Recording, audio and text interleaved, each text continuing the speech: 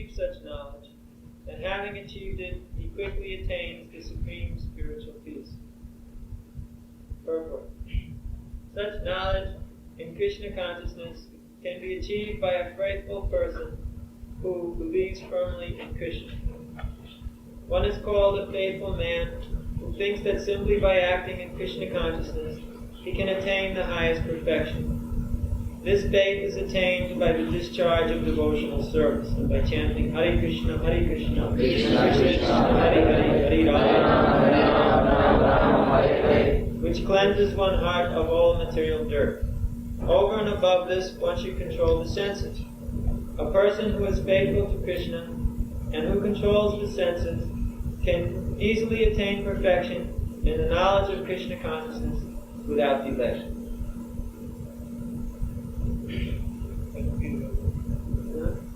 I don't get a better translation.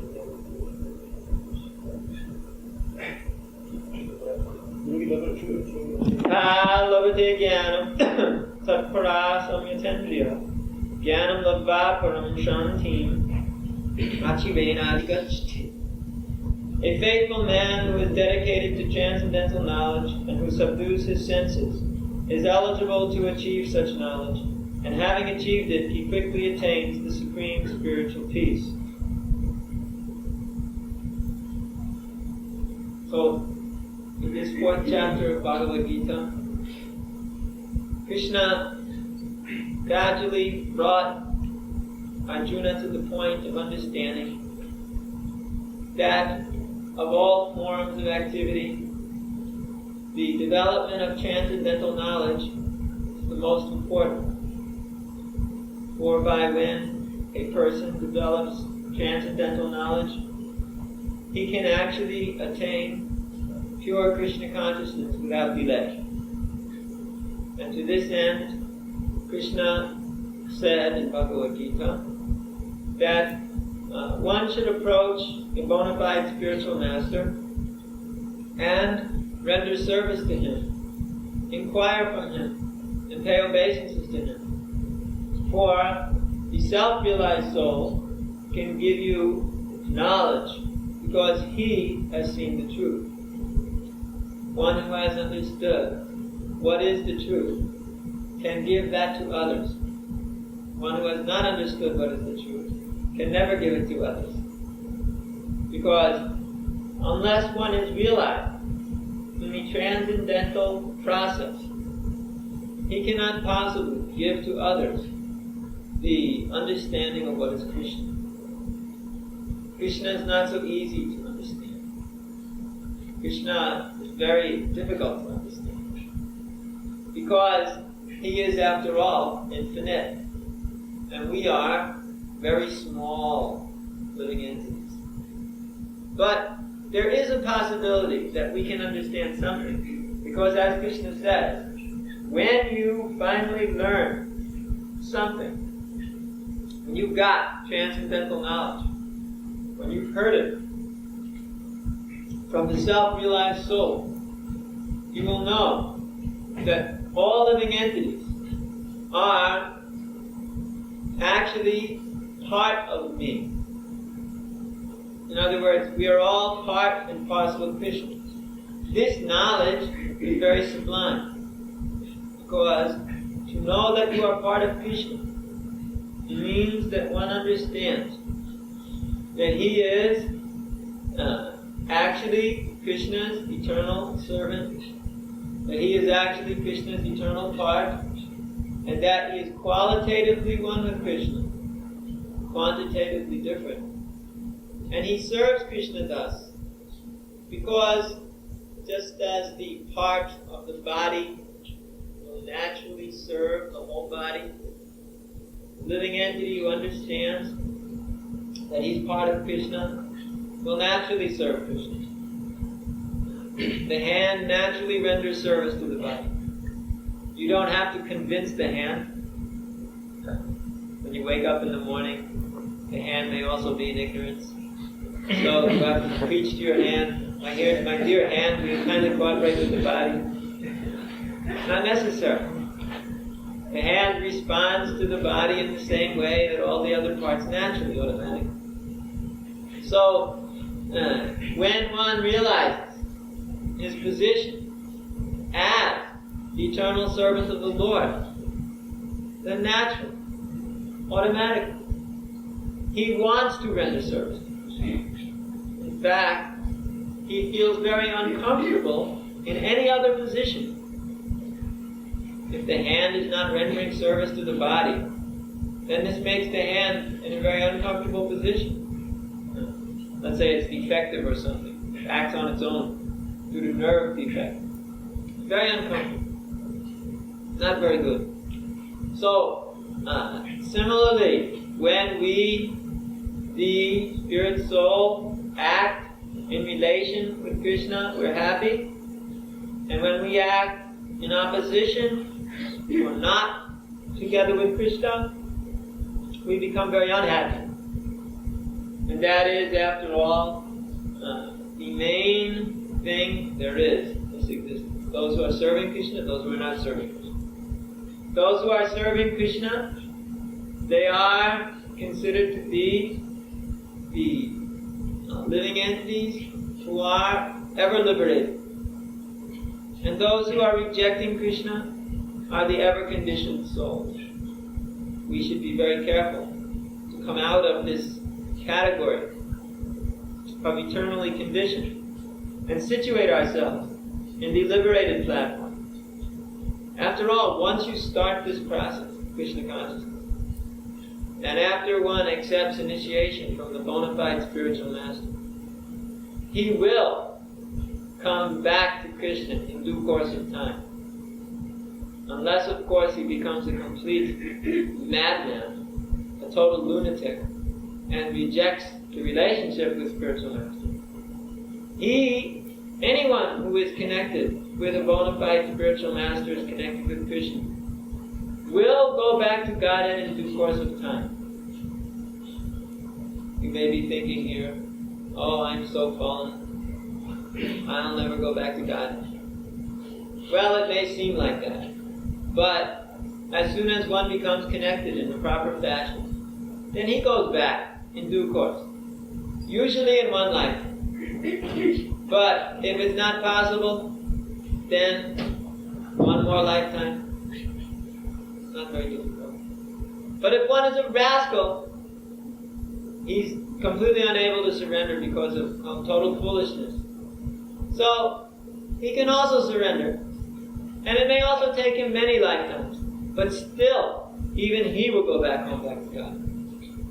Because once you take up this process of surrendering to Krishna, Krishna never forgets that. Krishna is not ungrateful that he accepts your surrender and then forgets about you. One-time thing. No. Krishna remembers lifetime after lifetime all of the good that you have done. Krishna is amazing, actually. He can't even remember the bad things you have done. Great souls are like that. They can't even remember the bad things. They only remember the good things. And Krishna is like that too. And Krishna is so merciful. Just consider, we make so many plans in our lives. So many plans of what we wish to do and how we wish to make a grand success of our sense gratification business. Everybody makes plans. So, we are in some ignorant condition and we have made plans. And we always die before that plan is fructified. It's always like this. It's always that we never satisfy our plans for material sense gratification. In the material world, we take birth and birth again. And when we take rebirth, Krishna within the heart reminds us of those plans which we have.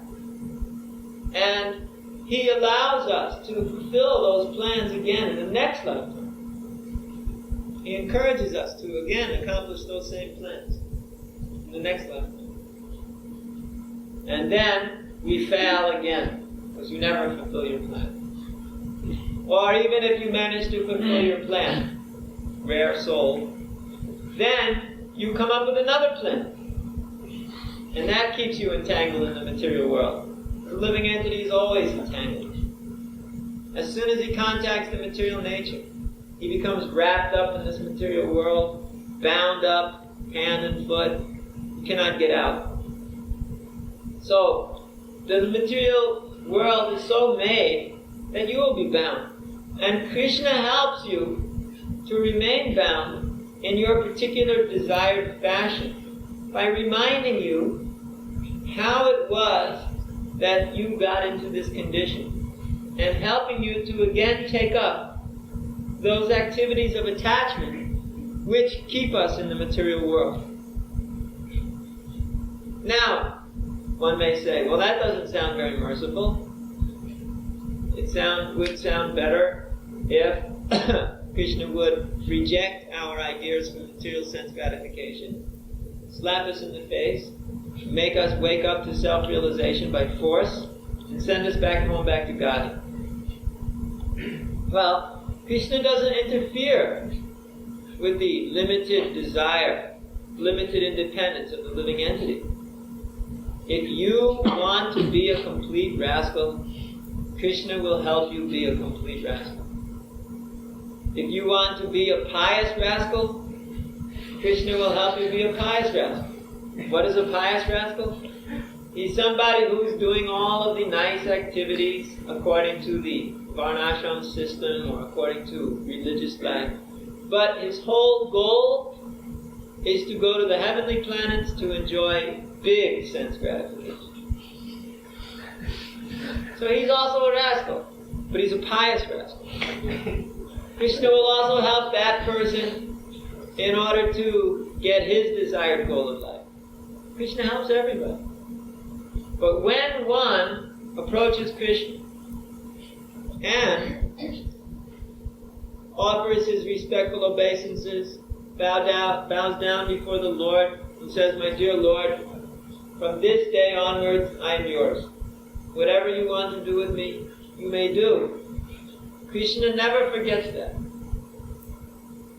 He remembers that this soul surrendered to me. And even sometimes in the future, it may be so that somebody out of ignorance forgets about Krishna. We find that happens. That a person tried to surrender, but then became a fool and forgot about Krishna. Krishna remembers that and gives that person a chance again how to become surrendered again. Maybe not this lifetime, maybe also. But Krishna always feels very much bound in love to that person who surrendered unto him with feeling, even though that person may not have enough intelligence to maintain that devotional attitude in this life. Krishna doesn't forget him and takes care of him so that he will surrender again without a doubt in the future. So Krishna is so merciful to those who are even just engaged in the material life or those who have fallen down. Imagine how merciful Krishna is to those who always engage themselves in devotional service, who are always engaged in Krishna's service. Krishna says, I always protect these persons. Kaunteya pratijanihi name bhakta pranashati. O son of Kunti, you should know it well, that my devotee shall never be vanquished. My devotee shall always be protected by me. It is not that the devotee shall be vanquished or destroyed by any agency of this material world. Once you surrender to Krishna, no material thing that is outside of Krishna's desire can harm you. Now, of course, sometimes we get harmed, so to say. Why? Because we are needing such a thing for becoming Krishna conscious. Let's say sometimes we are complete rascal nonsense, number one. Those of you who are rascal nonsense, number one, you know what we need.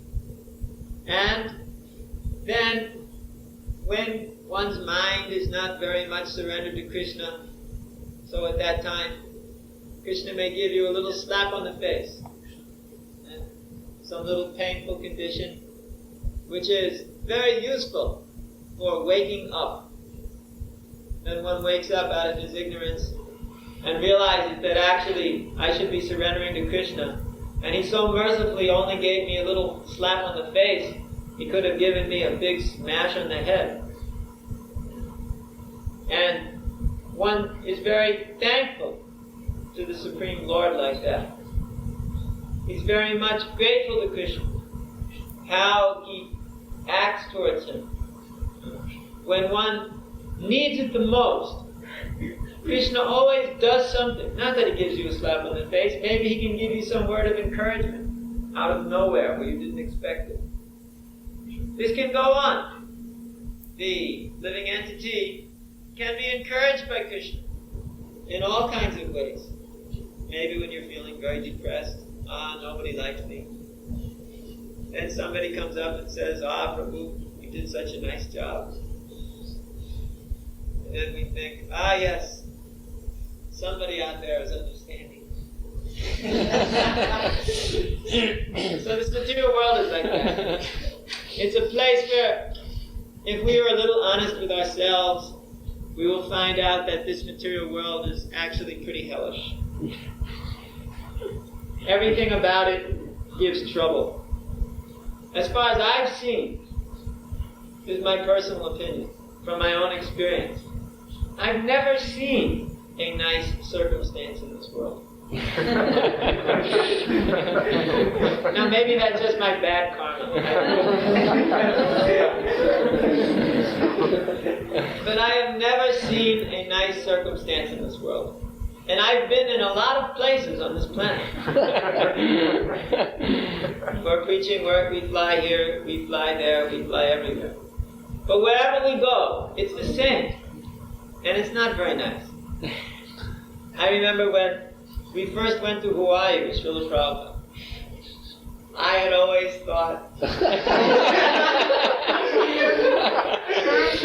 why, this must be a nice place. So we arrive in Hawaii thinking, yes, how wonderful, the nice weather. Then we get to our place, and every 20 minutes it would rain. Then the next 40 minutes would be sun. Then the next 20 minutes would be rain. Then the next 40 minutes would be sun. After 3 days of this, I came down with a terrible case of bronchitis, which made me suffer for 10 years. We never had it before, but we got it in Hawaii.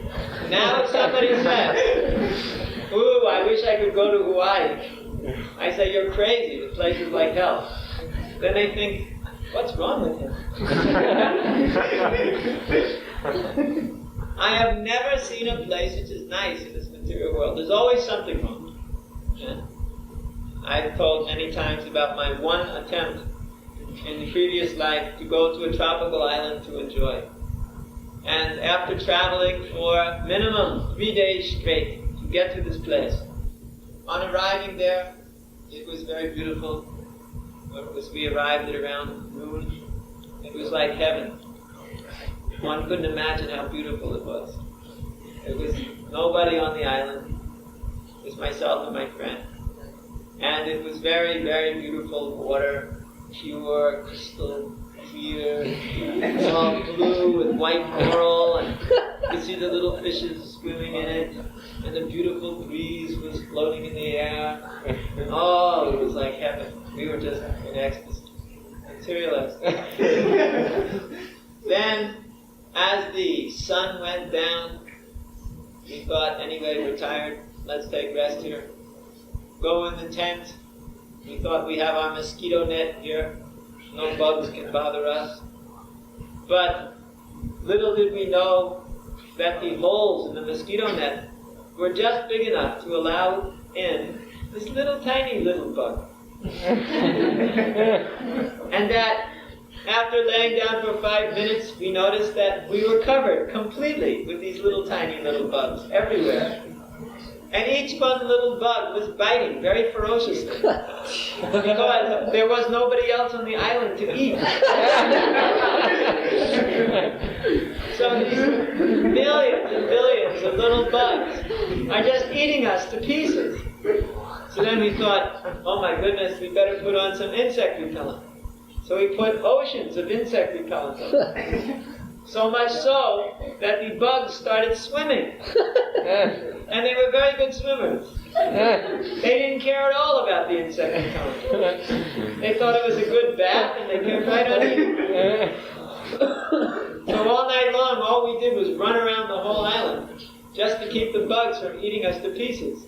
And in the morning, we were completely finished. And we thought, let us get out of here as fast as we can. That was my one and only attempt to go to the tropical paradises. So we find that wherever we go, there's trouble. No matter where you go, whatever, it's always something wrong. Just like, I remember some years ago we went to the coast here, and then there was a forest fire on the one side of us, and a forest fire on the other side of us, and all the water pipes were broken and smashed, and it was coming out like horrifying water.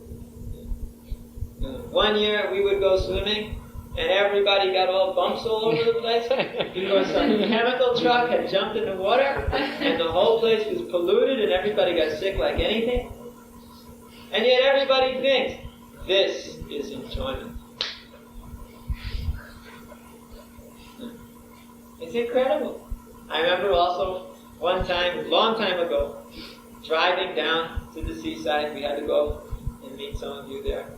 So, driving along the coast on these little narrow roads, and there was no guardrail. And it goes down like 2,000 meters, straight down like this.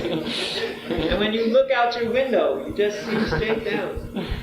And you see cars right upside down. A truck rolled over this way. And you just go the whole way, just 50 kilometers an hour, scared to death, biting your fingernails. Just to get to a place where so-called nice it was, and it wasn't even nice.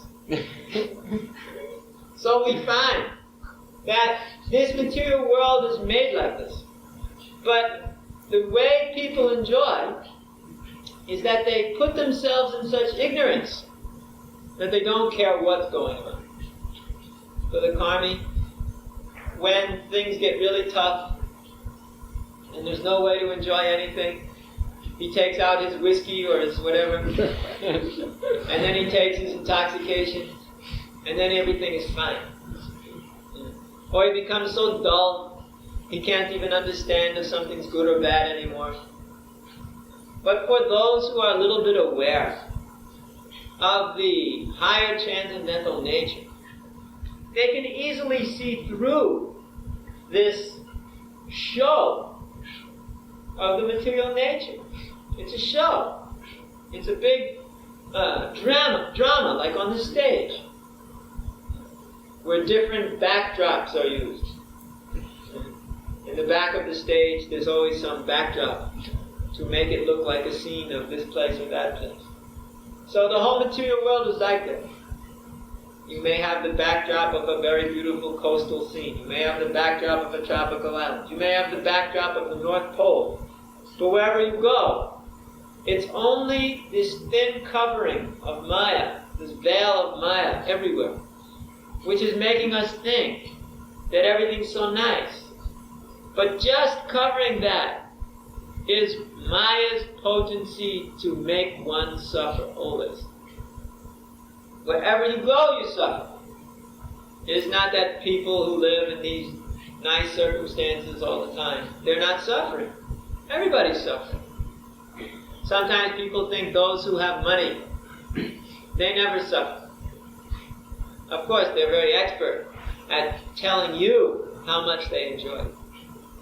But privately, they spend a lot of their money going to psychiatrists because they have so many problems in their mind. It's the biggest business in the world, psychiatry. There's so many people are mad up there. They have to go to the psychiatrist. And what's the biggest problem of all? Well, I'll tell you. Everybody in the material world thinks that if I just have sex life, then I'll be happy. Then everything will be fine, everything will be perfect, nothing could be better. But what happens? All the people end up at the psychiatrist's office. I can't enjoy sex life. I can't get enough, or I get too much, I'm not very happy, or I have no fun, or everything's bad, or I get so miserable. Then the psychiatrists all day are busy telling everybody how they shouldn't worry about anything and just enjoy their sex life. And for this they get paid a lot of money. So, we can understand that there's no peace in this world. There's no peace. Of course, if you go up to anybody, he will tell you, I'm happy. Isn't it? Anybody you ask, are you happy, sir? Oh, yes. I'm very happy. Of course, just before you asked him if you were happy, that same person was walking on the street. Excuse me, sir, are you happy? Oh, yes, I'm happy. Because he cannot admit to himself what is the truth. Most people don't understand that the material bliss they feel lasts only a few minutes each day, if that much. And the rest of the time, it's hard struggle for existence. Everybody's struggling to get or squeeze a little bit of sense gratification out of this material world. But this material world is not a place where you're going to enjoy. So, if anybody's thinking he should enjoy in this world, well, give up that idea. Because it's not going to happen.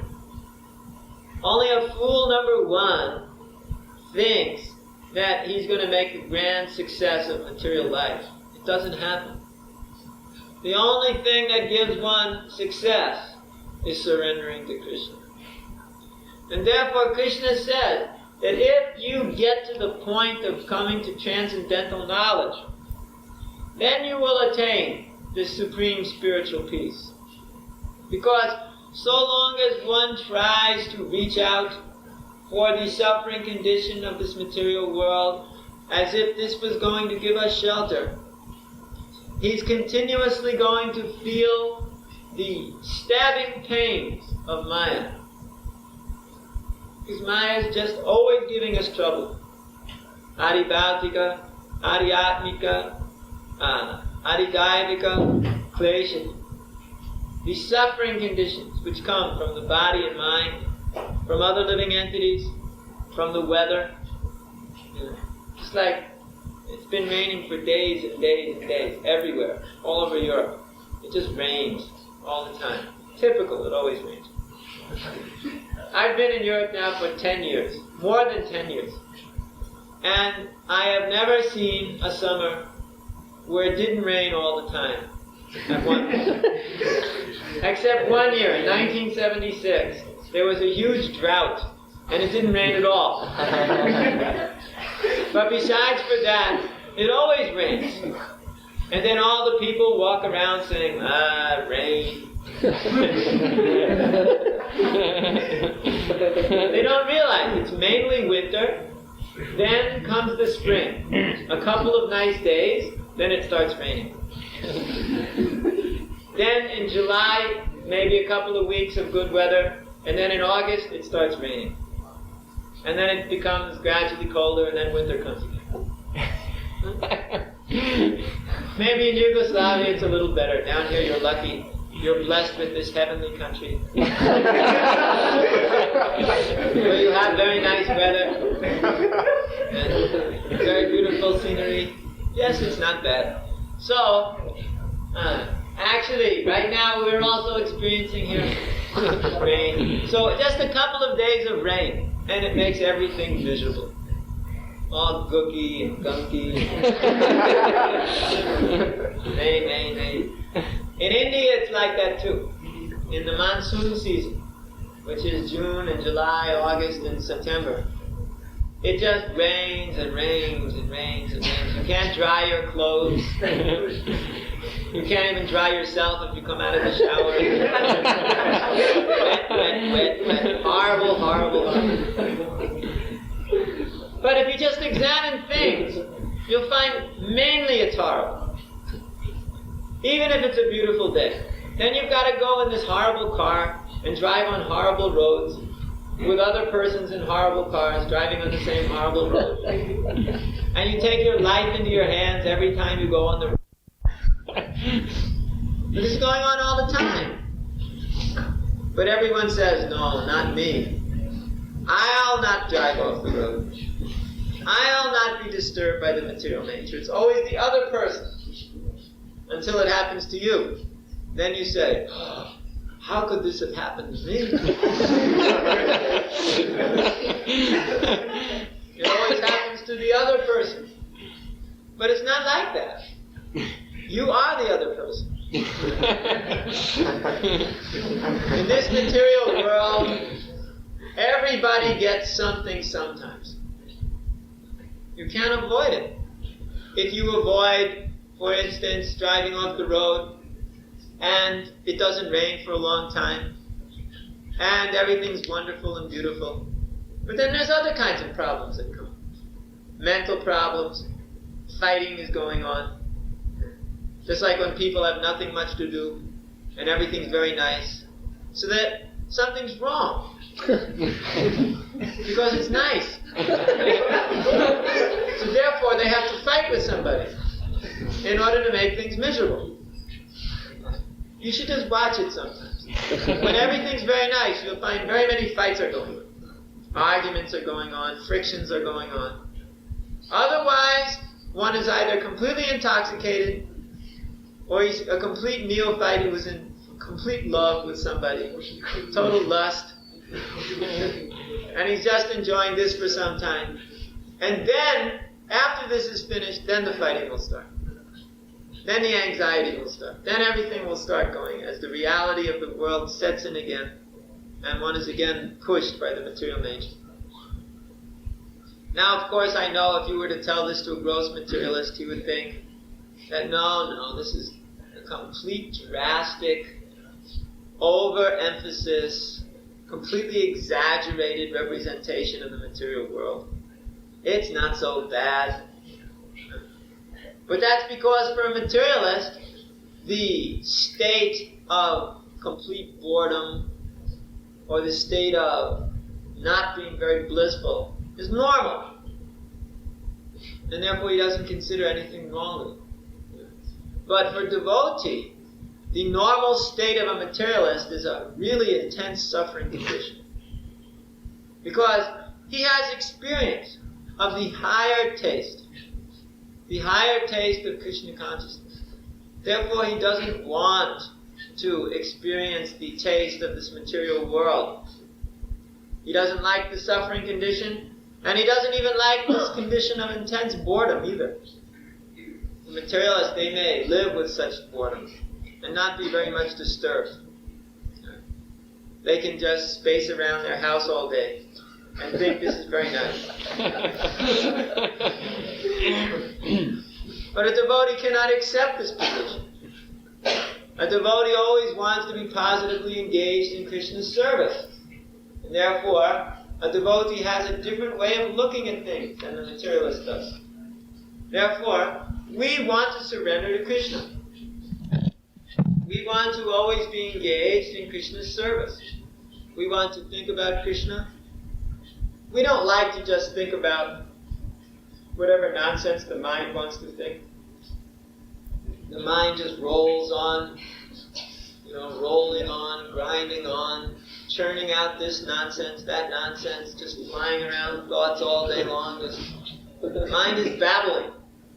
You know what babbling is? It's just like blah, blah, blah, blah. All day long the mind is just going like this. It's thinking about this and thinking about that and thinking about... And everything's very important.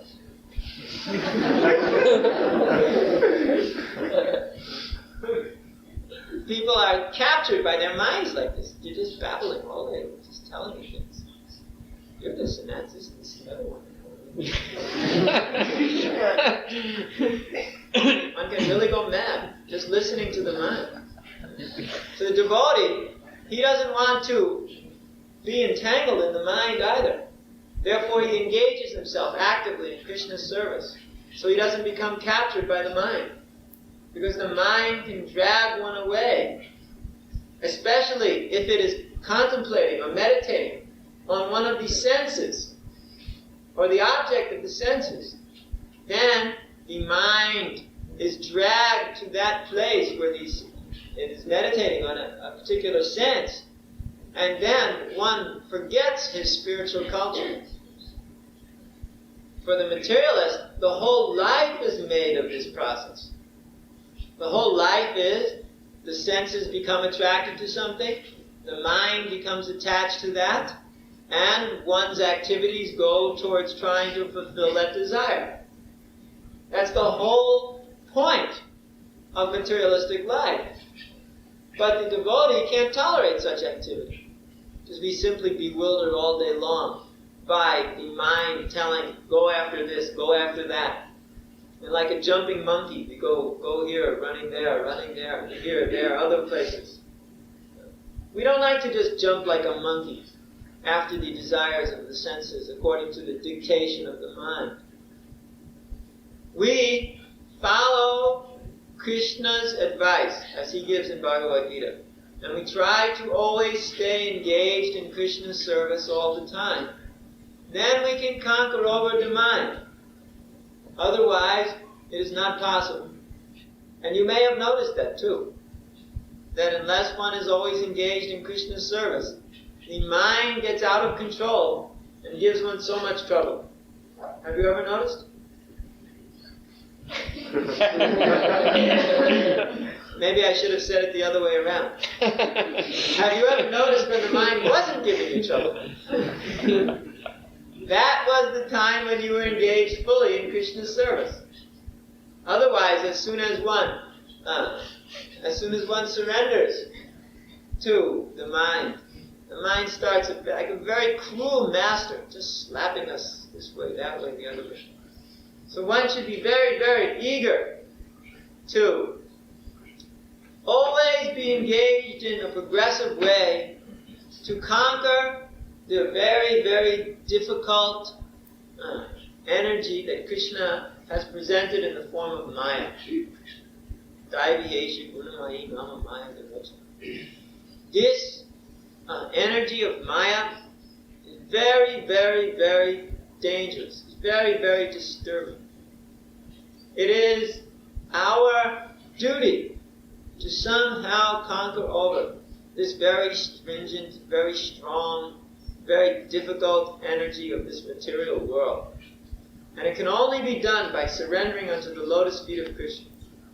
Therefore, Krishna is recommending in this 4th chapter of Bhagavad Gita to develop transcendental knowledge. And that is what will be discussed here verse after verse about the point of transcendental knowledge. How it is developed, how it is derived, how it is helpful, how it is giving us the ability to actually come to the transcendental platform. For when you know Krishna, and you know that you're the servant of Krishna, and you're always engaged in Krishna's service in that way, then all transcendental perfection will come. So kindly do like that, and then there will be a very nice Krishna conscious atmosphere in one's own personal life, and within the group of devotees as well. Are there any questions?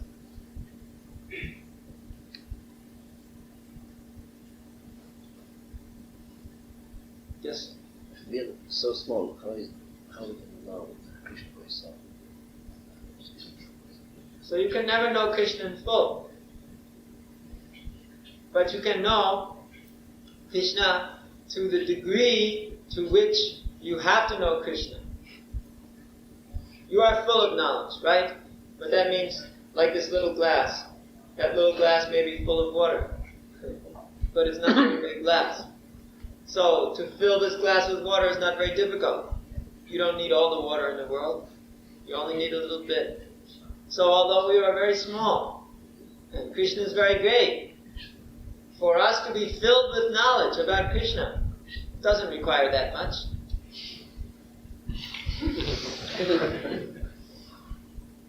And that much that we do know is sufficient and perfect for us. Nobody can know everything. That's not possible. Only Krishna. Except for Krishna, nobody can know anything. Everything. And we also will, when we surrender to Krishna, be able to understand Him in our particular way. Everybody has his own particular understanding of Krishna, because we're all serving Krishna in different ways. So a living entity naturally has service. May be different. Someone may be lover of Krishna and have a particular service also.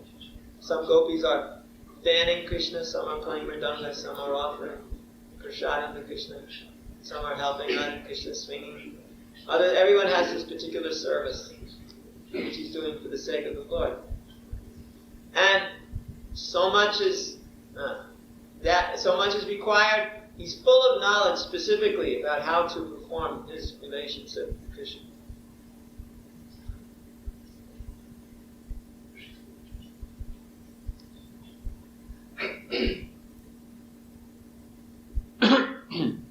Is it possible to go to spiritual world if we have some material desires? Why, you want to bring your material desires to the spiritual world?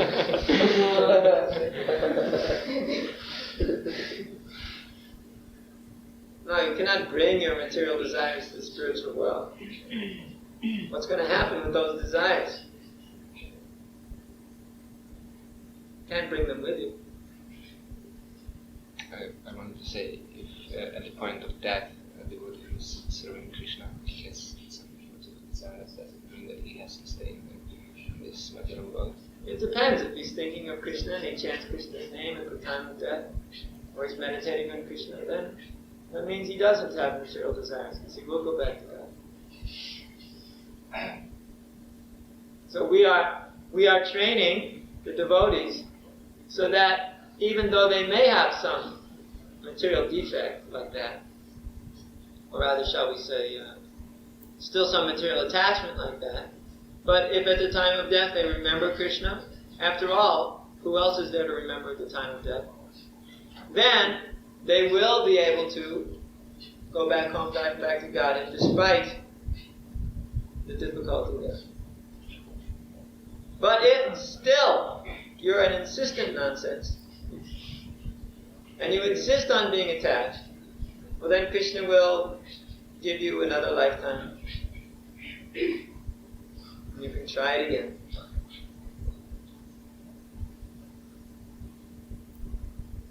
So you should not be a determined wrestler. Professional wrestler.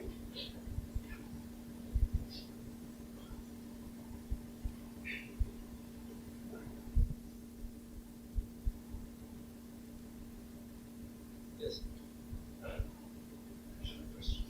Whatever you.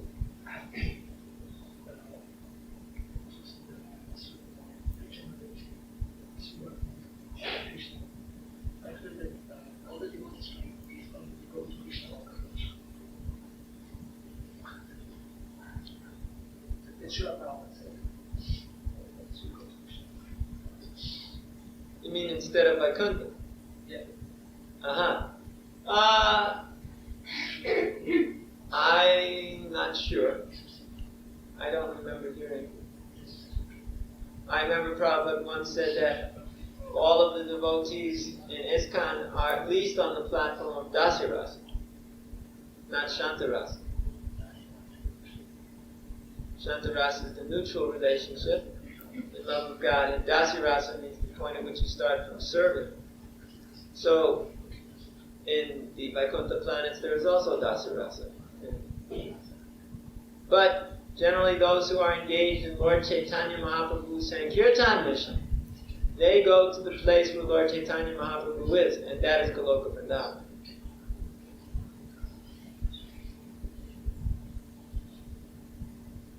So actually, one is very lucky to be in Lord Chaitanya's Sankirtan mission, because that elevates one to the topmost platform. If he does the Sankirtan mission.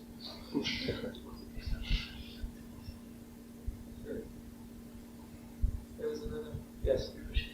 Srila Prabhupada said that the subject matter about Krishna's disappearance is very, very rarely discussed even among the very advanced devotees.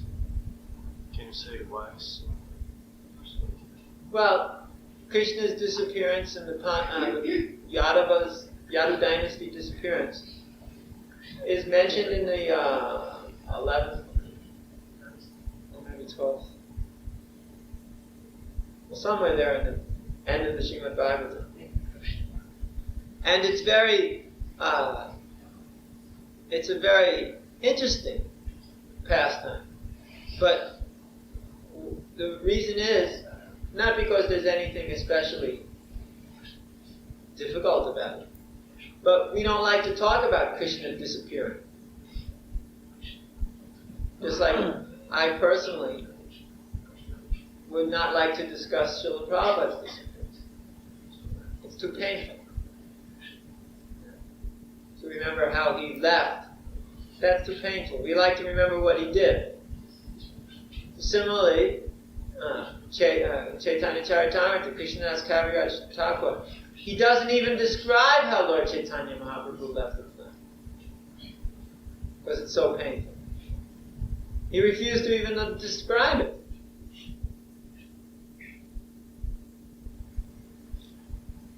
He just mentioned one day Lord Chaitanya went into the temple. He didn't mention that he never came out.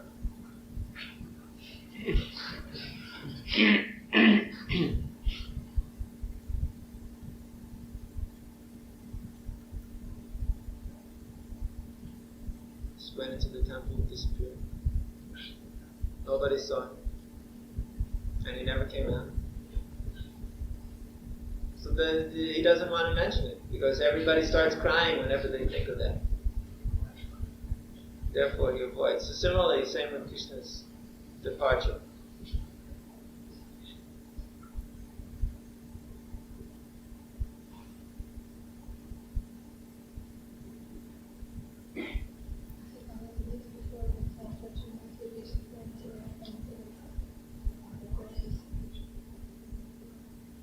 Relationship between spiritual master and disciple is spiritual master.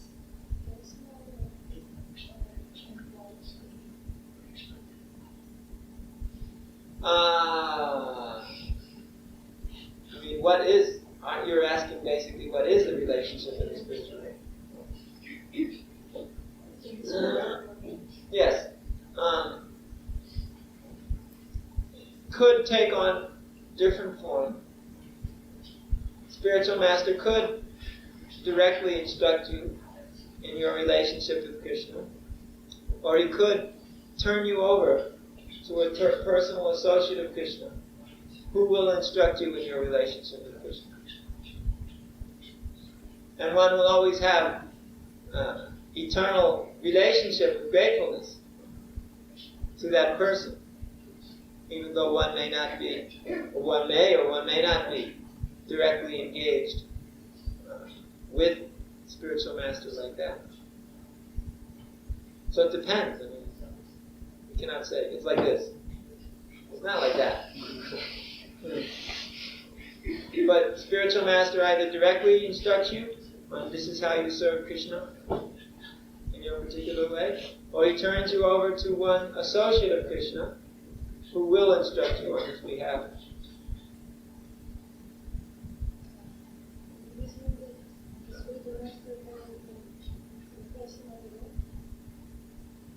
No, Back to the spiritual world? in the spiritual world.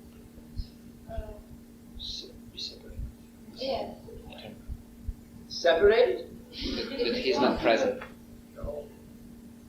Да не присутствует. That there is eternal separation between disciples. What is this separation? If you're there serving Krishna, what is separation? Isn't that his order? You serve Krishna. And the relationship means service. But follow the order. So you're eternally following the order. So there's no separation. Understand?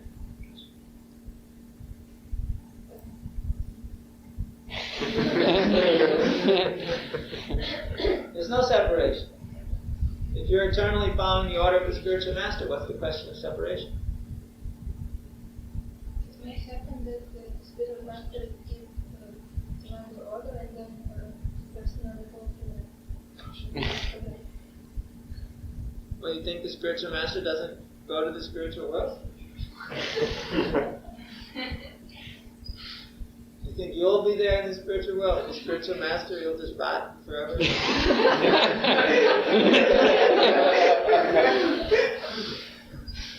I sure hope it's not like that.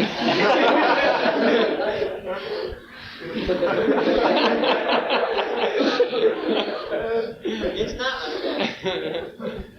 Spiritual master may, the Sampradaya Acharyas, stay in the material world to continue preaching.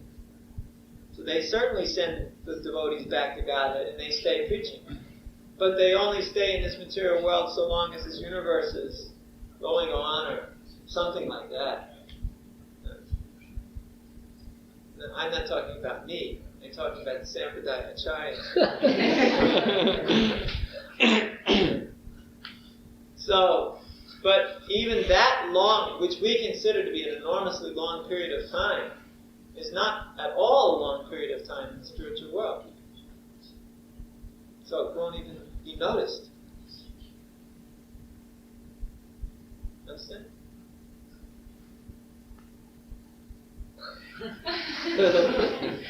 What more can I say?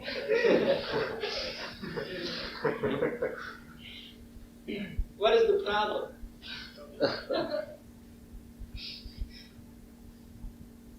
No, there's no problem. Spiritual master's whole business is to get you to serve Krishna. So if you're doing that, then everything's fine. And he's also serving Krishna.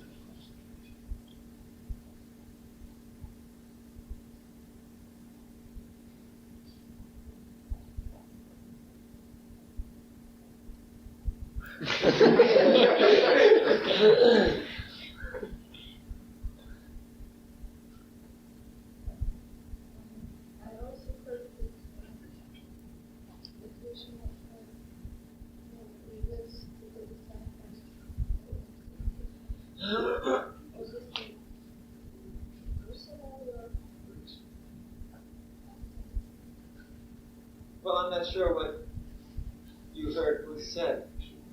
What did you hear? Where you heard it said? And what was it exactly? The Harikesa Swami said that you will see Krishna. Well, I don't think he meant that, out in the streets of Zagreb. That's not the point. The point might be that when you are engaged in the Sankirtan process, that one will become so much spiritually enlivened that his relationship with Krishna will become very much more real. He will have a more or less direct perception of Krishna's mercy. Then he will experience Krishna very nicely. Maybe within the heart, Krishna will become bigger in the heart. He's always the same size, but we are so dull, sometimes we think he's not there.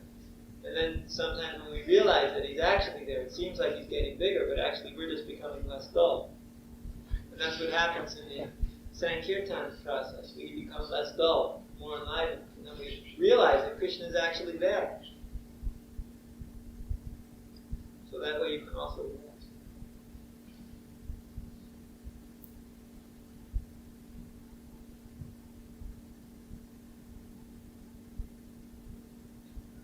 One more? No more?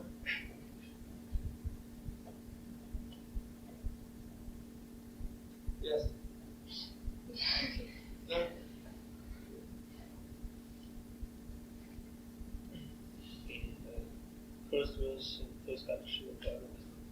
It's in purport Srila Prabhupada is saying something about I don't know if I remember exactly, if I can translate it, but it's like spiritual sex life or something like that. It is. Prabhupada is speaking about that in the spiritual world there's originally love of Godhead, and that is spiritual. But when that becomes perverted by the material existence, that turns into this material lust, which is manifested as material sex. But spiritual sex desire means you simply wish to satisfy Krishna and there's no desire to satisfy oneself. And that's the difference. It's pure love. You just want to satisfy Krishna. So that is the difference between the material and the spiritual.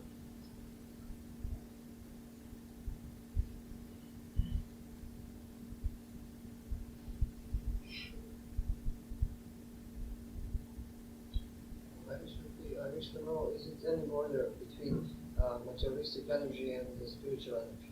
Is it any border? Border? Yeah. With a border guard? Without it.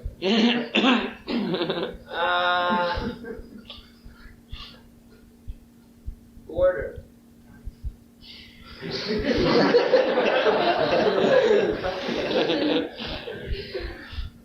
I've never heard this question.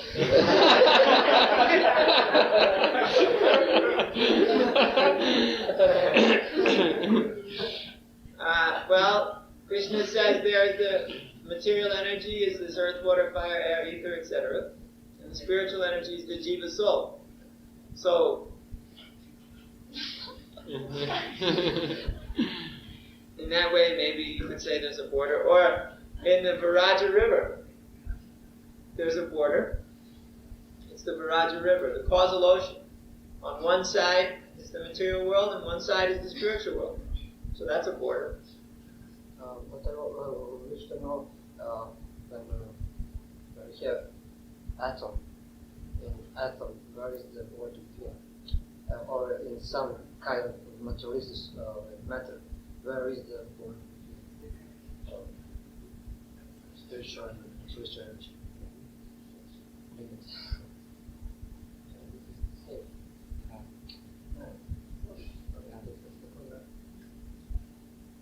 In an atom. Or something like smaller. Doesn't matter. It's so important. Where is the border? Oh, now I'm catching on what you're saying. Speaking border, No, border. No. Yeah, border. There's no border because they're different energies. One is material and one is spiritual. Spiritual is transcendental to material. They never meet like that. Border means something goes from here to here, and then there's a line, and then something else starts from there and goes there. But it's not like that. They may occupy the same space at the same time, but they're not contacting at all. They're in different dimensions. So from that point of view, you don't have border. Huh? You could say, I would suppose, that the difference of dimension, when you change dimensions, that's a border. But that's not a border you can draw with a line. That's a different kind of a border. But that's still a border. Therefore, I said, you've got the earth, water, fire, air, and then the jiva soul. The jiva may enter in the body. You're living in that body right now. But where's the border? You can't draw a line because you're in it. You both occupy the same space, your body and yourself. But you, although you're within the body, you're separate from it. Sangha Yayam Purusha. You live in the body, but you're separate from it. So you are in another dimension. So again, there is a border, of course, between dimensions, because one does not go from one to the other dimension like that. But exactly how to define that, that's beyond me. Okay? So it's not a border that you go from here to there and then there's a gate and they open it up and then it's different. It's in dimension. Different dimensions. How many dimensions? Buddha? Many. The only thing we can say is one experiences all these senses simultaneously in full power. So that's quite a few dimensions. All right. Hare Krishna. Vishnupada ki